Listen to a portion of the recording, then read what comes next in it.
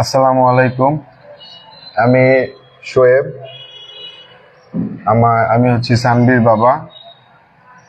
তো আজকে আমি আমার সানভীর বাবা হিসেবে আমি বাবার অধিকার ফিরে পাওয়ার জন্য আমি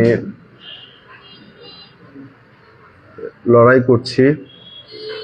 আমার বাবার সাথে মেয়েকে পৃথিবীর কোনো আইনে নাই যে বাবার কাছ থেকে কোনো মা অথবা যে কেউ তার সন্তানকে দূরে নিয়ে যেতে পারবে, এই ধরনের কোনো আইন, এই ধরনের কোনো বিচার আমার মতে জানা নাই। তো রুবায়েত ফাতেমা তনি সানভীর মা, তার সাথে 28/6/2013 সালে আমরা ধর্মীয়ভাবে সামাজিকভাবে আমরা বিবাহ বন্ধনে আবদ্ধিত হই। তারপরে আমাদের কোলে একটি কন্যা সন্তান আসে, সেটা হচ্ছে মান্তাহা ইসলাম সানভী।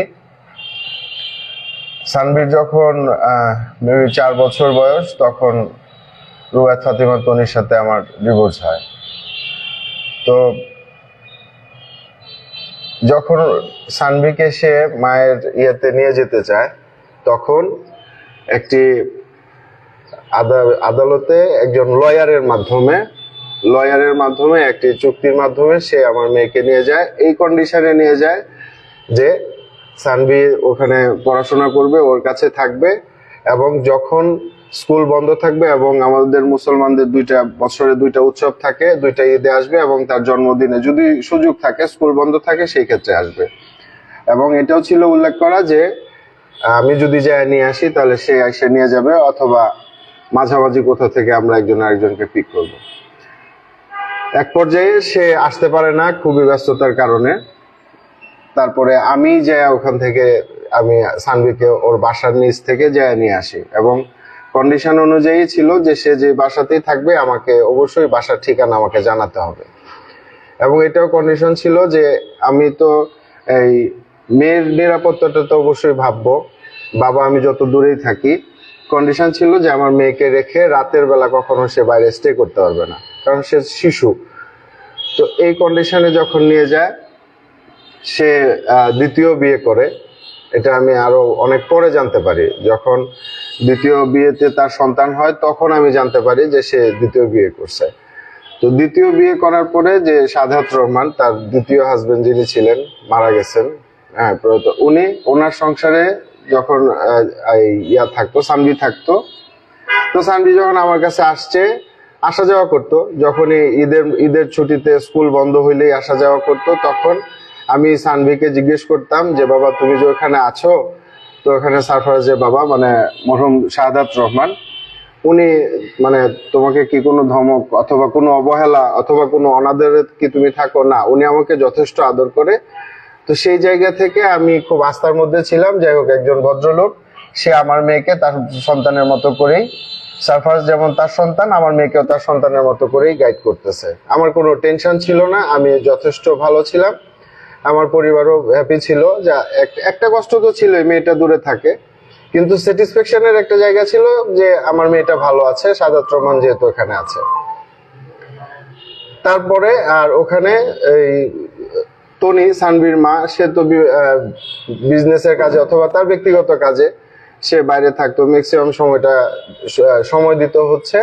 এটা হচ্ছে আমার মেয়ের কথা অনুযায়ী ওর ছোট বোন হিয়া সময় দিত, ওর অসুখ বিসুখ যেটাই হয়। এবং ইভেন ওর স্কুল থেকে কোনো ইমার্জেন্সি যদি হয়তো অল্টারনেটিভ নাম্বার দেওয়া ছিল আমার, তো আমাকে স্কুল থেকে ফোন করলে আমি বলতো যে আমি তো এই মুহূর্তে আসলে সানভীর আম্মুকে রিচ করতে পারছি না, তো ভাই আপনি যদি একটু, সানভীর একটু অসুস্থ হয়ে গেছে, আপনি যদি একটু ইয়া করেন, অথবা কোনো একটা প্যারেন্টস মিটিং আছে, আমি তো ওনাকে পাচ্ছি না, মেল করছি, তারপর আপনাদেরকে একটু রিমাইন্ড দিয়ে দিলাম, আপনারা থাকবেন। এই ধরনের ইনফরমেশন গুলো মাঝে মধ্যে আমার কাছে আসতো, তো আমি এগুলো হিয়াকেই দিতাম, হিয়াকেই বলতাম, হিয়া এগুলো অ্যারেঞ্জ করতো।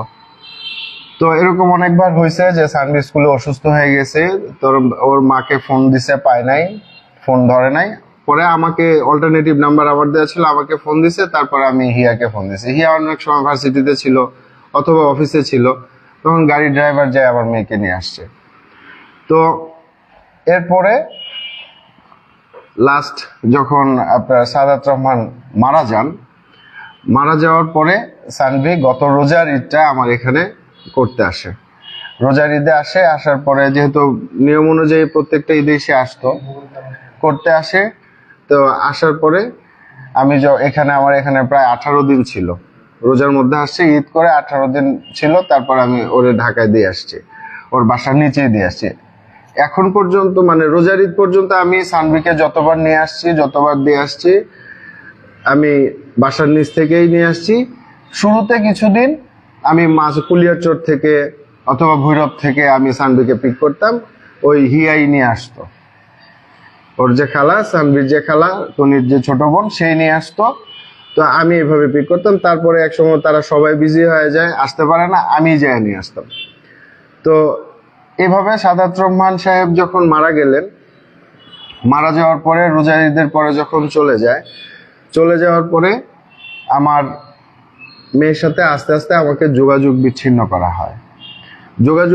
করা হয়। আগে তো আমার সাথে যখনই সুযোগ পাইতো বাসা সবার সাথে ভিডিও কলে কথা বলতো, ফোনে দিলে কথা বলতো, যখনই কোনো রেস্ট্রিকশন ছিল না কথা বলার ক্ষেত্রে, যখন যেভাবে মন চাইতো সেভাবেই কথা বলতো, যার সাথে ইচ্ছে হতো ওইভাবেই কথা বলতো। তো এক পর্যায়ে আমার মেয়ের সাথে এভাবে যখন মানে আমি কথাবার্তা কন্টিনিউ করতে পারতেছি না, যোগাযোগ কন্টিনিউ করতে পারতেছি না, এবং তার সাথে সে শুধুমাত্র আমার সাথে ভয়েস টেক্সটে কথা বলে, সানভি ভয়েস টেক্সটে কথা বলে। এর মধ্যে রুবায়েত ফাতিমা তনি, যে সে আমার ফেসবুকে ফ্রেন্ড ছিল, মানে আগে থেকে যখন ছিল। এটা সাদাত রহমান মারা যাওয়ার পরে যখন আস্তে আস্তে সে সানভি আমাকে ফেসবুক থেকে সানভিকে দিয়ে আনফ্রেন্ড করেছে, সে নিজেও আমাকে আনফ্রেন্ড করে দিচ্ছে। তো এটা তো আমার কোনো দেখার বিষয় না। দেখার বিষয় হচ্ছে আমার মেয়ে কেন তার বাবাকে, যেহেতু সোশ্যাল মিডিয়াতে আমরা এতদিন ছিলাম, কোন অপরাধে, কি কারণে, কার কথায় আমার মেয়ে আমাকে ফেসবুক থেকে আনফ্রেন্ড করলো, যেহেতু যোগাযোগের মাধ্যম ছিল এটা। তারপরে মেসেঞ্জার থেকে আমাকে ব্লক করা হয়েছে আমার মেয়ে।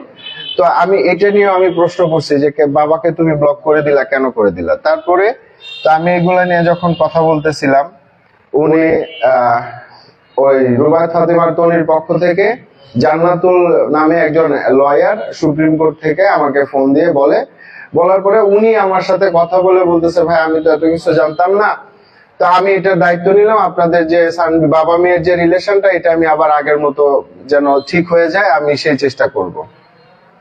তো সন্ধ্যার দিকে উনি গেলেন সানভিদের বাসায়, যায় কথা বলার পরে কোনো কিছুই ঠিক হলো না, ওই আগে যেমন ছিল ওইরকমই ছিল।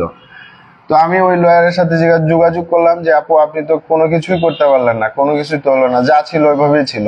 এবং আমি ওই লয়ারকে বলছিলাম যে দেখেন আপু, আমি তো আমার মেয়েকে নিয়ে কথা বলতেছি, রুবায়েত ফাতিমা তনির সাথে যখন আমার সেপারেশন হয়ে গেছে, আর 10টা মহিলা যেমন, সে আমার কাছে ওরকমই, শুধু সম্পর্কটা কোন জায়গায়, সে আমার মেয়ের মা, এর বাইরে তো আর কোনো রিলেশন নাই।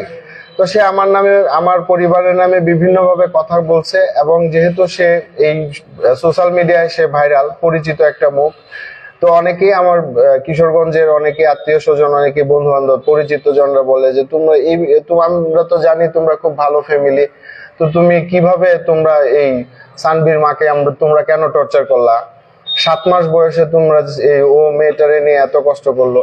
তো এই যে মিথ্যা কথাগুলো বলছে, এই জন্য আমি বলছিলাম যে সবগুলোই তো আপু মিথ্যা, আমার কাছে প্রমাণও আছে যে সে মিথ্যা কথা বলছে। তো ওরে বলবেন লাইভে আইসা যাতে আমার পরিবারের এবং আমার নামে যে মিথ্যা কথাগুলো বলছে, এটার জন্য ক্ষমা চাওয়ার জন্য, যাতে আমাকে এই কলঙ্ক থেকে, আমার পরিবারকে এই কলঙ্ক থেকে মুক্ত করার জন্য। এবং আমি ওই লয়ারকে বলছিলাম আমার আরেকটা আপত্তি হচ্ছে, সবচেয়ে বড় আপত্তি, বাংলাদেশ হচ্ছে মুসলিম গরিষ্ঠ দেশ, মুসলিম কান্ট্রি হিসেবে বাংলাদেশ সারা বিশ্বে পরিচিত।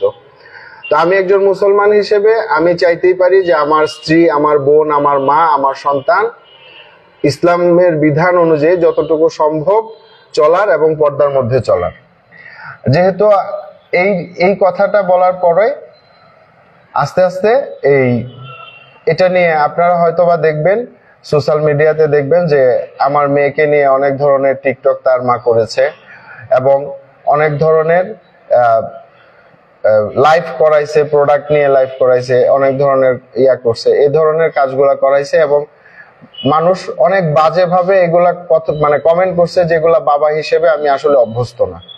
আমার পরিবার অথবা আমার সামাজিকভাবে আমরা এগুলাতে অভ্যস্ত না। এটা নিয়ে আমি আপত্তি জানাই। এবং কেন আপত্তি জানাইলাম, এটা নিয়ে অনেক কথা হয়, অনেক কিছু হয়। তারপরে এক পর্যায়ে সে আমার মেয়ের সাথে টোটালি যোগাযোগ মানে বন্ধ করে দেয়। তো আমি ভাবলাম আচ্ছা ঠিক আছে, যাই হয়েছে আমি একটু যাই, সানভির সাথে একটু দেখা করার চেষ্টা করি। যদি আমি গেলে তো মেয়েটা আসবেই, যে বাবা এত দূর থেকে আসছে, অথবা তনি হয়তোবা ভাববে যে আচ্ছা ঠিক আছে কিশোরগঞ্জ থেকে ঢাকায় আসছে, আচ্ছা দেখা করে যাক। তা আমার ধারণা ছিল বাবা মেয়ের যে রক্তের সম্পর্ক, ওর সাথে আমি যদি 10টা মিনিটও দেখা করার সুযোগ পাই, কথা বলতে পারি, তাহলে সকল প্রবলেম সলভ হয়ে যাবে। আমি গেলাম বাসার নিচে, আমার সাথে আমার এক ফ্রেন্ড ছিল, কিশোরগঞ্জের ফ্রেন্ড, ও ঢাকায় থাকে, উত্তরাতে থাকে, সৈয়দ এহসানুল হক আদিল। আর হচ্ছে আমি যে গাড়িটা নিয়ে গেছিলাম ওই গাড়ির মালিক। আমরা 3 জন যাই। যাওয়ার পরে আমি, এটা তারিখটা হচ্ছে 11ই সেপ্টেম্বর 2025। তো আমার যাইতে যাইতে জ্যামের কারণে 11টা সাড়ে 11টা বেজে যায়। তারপরে আমি সানভিকে মেসেঞ্জারে ফোন দিই, নাম্বারে ফোন দিই, ফোন ধরতেছে না। এরপরে এক পর্যায়ে আমি তার মা রুবায়েত ফাতেমা তনির নাম্বারে আমি কল দিই, অসংখ্যবার কল দিই। কল দেওয়ার পরে ফোন ধরতেছে না। পরে আমি দারোয়ানকে দিয়ে, ওদের যে বাসায় থাকে, যে সিকিউরিটি গার্ড আছেন, ওনাকে বললাম আপনি একটু ইন্টারকমে কল দিবেন ওর বাসায়, যে একটু বলবেন যে সানভির বাবা আসছে সানভির সাথে দেখা করতে। তো উনিকে কল দিছে। কল দেওয়ার পরে কেউ একজন ওখান থেকে ইন্টারকমে উত্তর দিছে যে সানভি তো বাসায় নাই। তারপর অনেকক্ষণ পরে, প্রায় 1 ঘন্টা আমি এখানে দাঁড়ায় থেকে সানভির আম্মুর নাম্বারে, রুবায়েত ফাতেমা তনি, ওনার নাম্বারে আমি কল দিই। কল দেওয়ার পরে উনি সানভি ফোনটা রিসিভ করে। সানভি ফোনটা রিসিভ করে বলতেছে যে, আমি বললাম বাবা আমি তো তোমার বাসার নিচে অনেকক্ষণ অপেক্ষা করতেছি, তুমি একটু আসো, বাবার সাথে একটু দেখা করো। তো সে বললো আমি তো এখানে নাই, আমি মাওয়াতে আছি। আচ্ছা ঠিক আছে, তুমি মাওয়াতে আছো, কোথায় আছো বলো, আমি সেখানেই আসতেছি। তারপর সে বললো যে না, মাওয়াতে তুমি কেন আসবা, মাওয়াতে তো আসার সুযোগ নাই, আমি তোমার সাথে দেখা করব না। তো অনেকক্ষণ দাঁড়ায় ছিলাম। তো ওই বাসার যে সিকিউরিটি গার্ড ভদ্রলোক, উনি আমাকে বললেন যে স্যার আপনি কতক্ষণ দাঁড়ায় থাকবেন, ম্যাডাম তো ম্যাক্সিমাম সময় 4টা 5টার দিকে বাসায় আসে, আপনি এত দূর থেকে আসছেন স্যার, শুধু শুধু কষ্ট করে লাভ নাই, আপনি চলে যান। তো আমার বন্ধু এবং গাড়ির যে ওনার, উনি ছিলেন, উনি বলতেছে যে চলেন তাহলে আমরা চলেই যাই। তো ওখান থেকে আমি মেবি রাত্রে 1-1:30 কি 1:45টার দিকে আমি মুভ করি। তারপরে আমি সোশ্যাল মিডিয়াতে ওর ভেরিফাইড ফেসবুকে আমি পোস্ট দেখলাম, ওরা উত্তরা অথবা গুলশানের কোনো একটা রেস্টুরেন্টে সানভি, সারফরাজ, তার যে দ্বিতীয় পক্ষের যে ছেলে, এবং তারা 3 জন ওই উত্তরা অথবা গুলশানের কোনো একটা রেস্টুরেন্টে তারা ছিল। তা কেউ শিখায় না দেয়, কেউ বলায় না দেয়। তখন আমার আসলে খুব আমি খুব মানসিকভাবে খুব ভেঙে পড়ি যে আমার মেয়েটাকে কেন আমার কাছ থেকে দূরে সরায় নিয়ে যাওয়া হচ্ছে। আমি কোনোভাবেই কারো কাছ থেকে যোগাযোগ করতে পারতেছিলাম না। তারেও আমি ফোন দেই এবং মেসেঞ্জারেও আমি তারে নক করি, সে আমার কোনো কিছুরই কোনো রেসপন্স সে করে নাই। তো ওর ভাই অলয় ছিল, অলয়, ওর নাম্বারও আমার কাছে আছে, আমি ওরেও ফোন দিই, সেও আমার ফোন ধরে না। তো এক পর্যায়ে আমি ফেসবুকে আমি লাইভে আসি, আইসা আমি আমার কিছু কথা লাইভের মাধ্যমে আমি তাকে জানাইতে চাই, রুবায়েত ফাতেমা তনিকে আমি জানাইতে চাই, যেহেতু সে আমার কোনো কিছুই রিপ্লাই দিচ্ছে না, জানাইতে চাই। তো এটা সামহাও এই ভাইরাল হয়ে যায়। ভাইরাল হয়ে যাওয়াতে সে আমাকে বিভিন্নভাবে হুমকি ধুমকি দেয়, দিয়ে এক পর্যায়ে পৃথিবীর সবচাইতে নিকৃষ্ট যে কথাটা, বাবা মেয়ের পবিত্র সম্পর্ক নিয়ে সে তার ভেরিফাইড ফেসবুকে আমার মেয়েকে নিয়ে আমাকে এই ধরনের একটা কথা ফেসবুকে সে পোস্ট করে দিচ্ছে, যে আসলে আমি এত কথা বলছি আমার পরিবার নিয়ে, আমাকে নিয়ে, আমি কষ্ট পাই নাই, বাট আমার বাবা মেয়ের সম্পর্কে নিয়ে এই ধরনের একটা বাজে মন্তব্য সে করে দিছে, যাতে এবং এতে করে আমি এবং আমার পরিবারের সবাই আসলে খুব মানসিকভাবে ভেঙে পড়েছি। আমরা এই ধরনের বাজে কথা অথবা বাজে কাজে আমরা আসলে অভ্যস্ত না, এবং আমাদের মধ্যে কেউ এই ধরনের বাজে কোনো কিছুর সাথে আসলে কখনো এক্সপিরিয়েন্স নাই। তো আমি এটা নিয়ে আমি আবারও আমার মেয়ের অধিকার নিয়ে যখন করতেছি, এক পর্যায়ে আমি জানতে পারি সে তৃতীয় বিয়ে করছে। কোথায়? আমি সোশ্যাল মিডিয়ার মাধ্যমে এবং স্থানীয়ভাবে জানতে পারলাম সে ইংল্যান্ডে একজন রাসেল নামে একজনকে বিয়ে করছে, এবং আমি ওইভাবেই জানতে পারি উনি একজন মানে ক্রিমিনাল, উনি ক্রাইমের সাথে জড়িত। তো আমি শুনতে পারতেছি যে সানভিকে ওইখানে নিয়ে যাবে। এখন সানভিকে ওইখানে নিয়ে যাবে, তো এটা তো আমার জন্য খুব টেনশনের বিষয় যে আমার মেয়ের ফিউচারটা কি। একজন এই ছোট্ট বয়সে 11 বছর বয়স আমার মেয়েটাকে নিয়ে যাবে ওখানে একজন ক্রিমিনালের কাছে, তাহলে আমার মেয়ের ভবিষ্যৎ কি? তখন আমি এটা নিয়ে আরো বিচলিত হয়ে আমি এর মধ্যে আমি মামলাও করি, এবং আমি ফেসবুকে আমি বিভিন্ন জনের সাথে কথা বলে আমি ফেসবুকে লাইভ এবং বিভিন্ন ধরনের পোস্ট, মানে আমার মেয়েকে আটকানোর জন্য আমি বাবা হিসেবে যতটুকু চেষ্টা করার আমি করে যাই। তো করে যাওয়ার পরে যখন এটা আসলে সবাই, যখন বাংলাদেশের অধিকাংশ মানে সবাই যখন আমার পক্ষে ছিল, যে পক্ষে আছে, এটা দেখে রুবায়েত ফাতেমা তনি করলো কি আমার নামে বনানী থানায় একটা জিডি করে। জিডির কাগজটা আমার কাছে আছে, এবং ওই জিডিতে সে উল্লেখ করছে যে আমি তার বাসায় 11/11/2025 আমি ওর বাসায় গিয়ে চিল্লাপাল্লা করছি, তাকে হুমকি ধুমকি দিছি। তো আমি বললাম যে ঠিক আছে, আমি 11/11/25 আমি যদি তোমার বাসায় গিয়ে থাকি, সেই ক্ষেত্রে তোমার কাছে কি প্রমাণ আছে আমাকে প্রমাণ দেখাও। আমি স্বীকার করছি আমি তোমার বাসায় গেছি 11 সেপ্টেম্বর 2025, আমি 11/11/2025 যাই নাই। তো আমি কোনো এই ধরনের একটা মিথ্যা কথা বলে সে আমার নামে একটা জিডি করছে, জিডি করে এবং গতকালকে আমার নামে একটা লিগেল নোটিশ পাঠাইছে। পাঠানোর লিগেল নোটিশে উল্লেখ হচ্ছে তার নামে আমি ফেসবুকে যেগুলা মানে লাইভ করছি অথবা আমি ফেসবুকে যেগুলা পোস্ট করছি, এগুলাতে নাকি সে আমার মেয়ে ট্রমাটাইজ হয়ে যাচ্ছে, এবং সে সামাজিকভাবে সে মান সম্মানহীনতায় ভুগছে, এই ধরনের অনেক কথা বলে সে আমাকে লিগ্যাল নোটিশ করে এবং বলছে আগামী 48 ঘন্টার মধ্যে এগুলা সব আমার পোস্ট এবং আমার ফেসবুক থেকে ডিলিট করে দিতে হবে। তো আমার কথা হলো, আমি কিন্তু তার ব্যাপারে কোথাও যায় কোনো খারাপ মন্তব্য করি নাই, এবং মা মেয়ের পবিত্র সম্পর্ক নিয়েও আমি কোনো ধরনের কথা বলি নাই। ইভেন তার যে একটা ছেলে আছে সেটা নিয়েও আমি কখনো কথা বলি নাই। এটা হচ্ছে তার লাইফ। আমি এটাও বলেছি, সবার কাছে ক্লিয়ার করেছি, সে ভদ্রলোক সারফারাজের বাবা যে শাহাদাত রহমান সাহেব যতদিন জীবিত ছিলেন আমার কোনো প্রবলেম ছিল না, আমার ফ্যামিলি সবার সাথে যোগাযোগ হইতো, এবং আমার মেয়ের কথা অনুযায়ী ওখানে ভালো ছিল, কাজে আমার এতটা প্যানিক হওয়ার কিছু ছিল না। তো এখন একজন ক্রিমিনালের কাছে আমার মেয়েকে পাঠাই দিবে। এখন আপনারাই বলেন, আপনাদের মাধ্যমে এখানে যারা সাংবাদিক ভাইরা আছেন, আপনাদের মাধ্যমে আমি সারা বাংলাদেশের মানুষের কাছে জানতে চাই যে আপনার সন্তানকে একজন ক্রিমিনালের কাছে সেফ? আমি বাবা থাকতে আরেকজনের কাছে কেন যাবে? এবং সে আমার মেয়েকে ফেসবুকে আইনে লাইভে আইনে আমার মেয়েকে দিয়ে আরেকজনকে বাবা ডাকাচ্ছে। কোন আইনে এবং কোন হাদিসে এটা কি হালাল না হারাম আমি এটা জানি না, যে আরেকজনকে একজন মা জোর করে বাবা বেঁচে থাকতে সে আরেকজনকে মানে বাবা ডাকাবে। তাই আমার মেয়ে তো এমনিতেই ট্রমায় চলে যাচ্ছে, যে আমি সকালে ঘুম থেকে উঠেই দেখি আমার বাবা পরিবর্তন। আমার বাবা থাকতে আমি বাবা ডাকতে পারতেছি না, আমার বাবা থাকতে আমি আমার বাবার কাছে যাইতে পারতেছি না। হ্যাঁ, তো এটা তো আমার মেয়ে এমনিতেই ট্রমায় চলে যাচ্ছে। এই সে আমার মেয়েকে ট্রমাটাইজ করে আমাকে ব্লেম দিচ্ছে, আমার কারণে সে ট্রমাটা।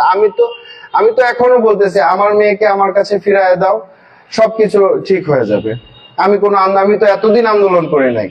শাহাদাত রহমান বেঁচে থাকা অবস্থায় তো আমি কোনো আন্দোলন করি নাই, আমি কোনো ফেসবুকে স্ট্যাটাস দেই নাই, আমি কখনোই তো আমি করি নাই। আমার নামে এত ব্লেম দিছে, তখনও তো আমি কোনো এর এগেইনস্টে আমি কোনো কথা ফেসবুকে কোথাও কোনো কারো কাছেই বলি নাই।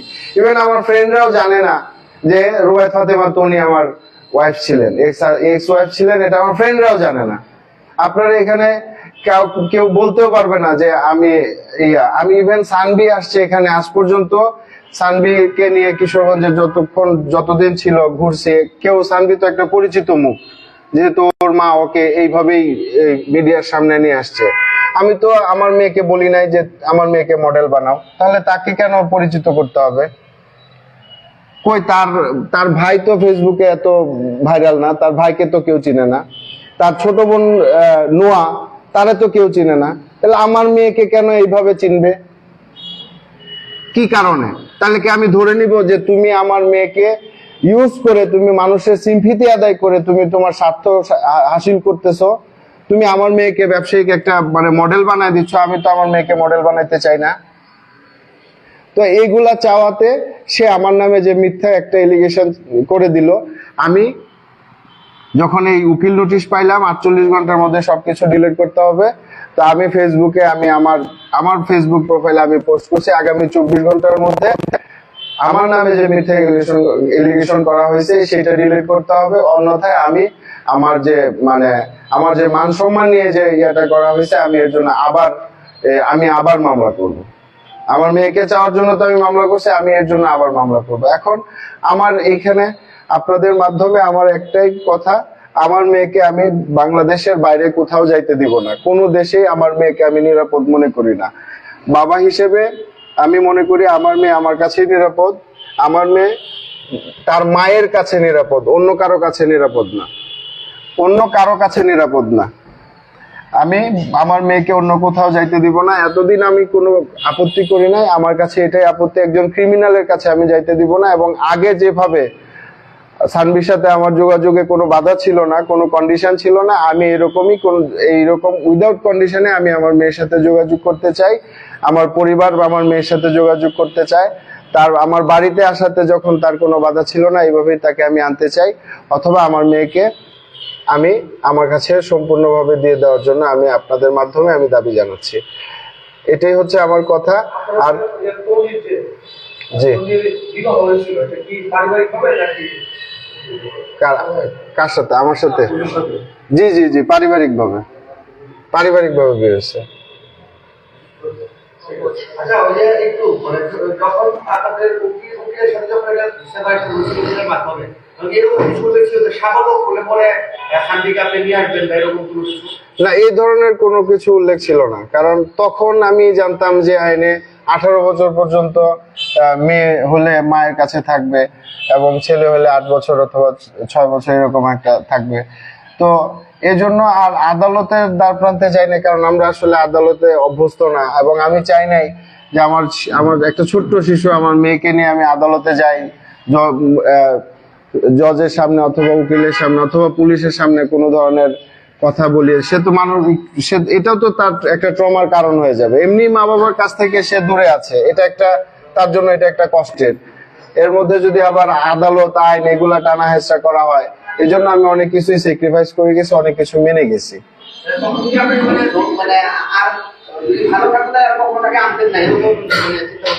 না না, আনবো না কেন? তার সাথে তো আমার বিষয়টা হচ্ছে ওর মার কাছেও থাকে, আমার কাছেও থাকে, আসা যাওয়া তো ছিল, কথা একটাই ছিল। হ্যাঁ, আসা যাওয়া ছিল, এই ধরনের কোনো প্রবলেম ছিল না। এইরকম কোনো প্রবলেম এখন যেটা হইতেছে এইটা তো আগে ছিল না। যতদিন সাদাত রহমান সাহেব বেঁচে ছিল ততদিন কোনো প্রবলেম ছিল না।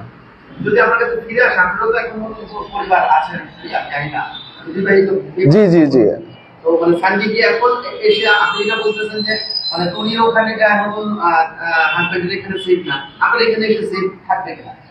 আমার এখানে অবশ্যই 100% সেফ থাকবে, কেন থাকবে না? না, এর মধ্যে সে অসংখ্যবার আসা যাওয়া করছে। এবং আমার যে বর্তমান স্ত্রী আছে, আমার বর্তমান স্ত্রীকে সানভি মা বলে ডাকে, এটা জোর করে তো আর ডাকায় নাই, মা বলে ডাকে। এবং তার সাথে যথেষ্ট ভালো রিলেশন। আমার এখানে এখন বর্তমান সংসারে আমার দুইটা মেয়ে আছে। দুইটা মেয়ের সাথে তাদের অনেক ভালো একটা বন্ডের যেটা থাকা উচিত সেই ধরনের রিলেশনই আছে। তো এখানে তো কোনো সন্দেহ করার কোনো অবকাশ নাই।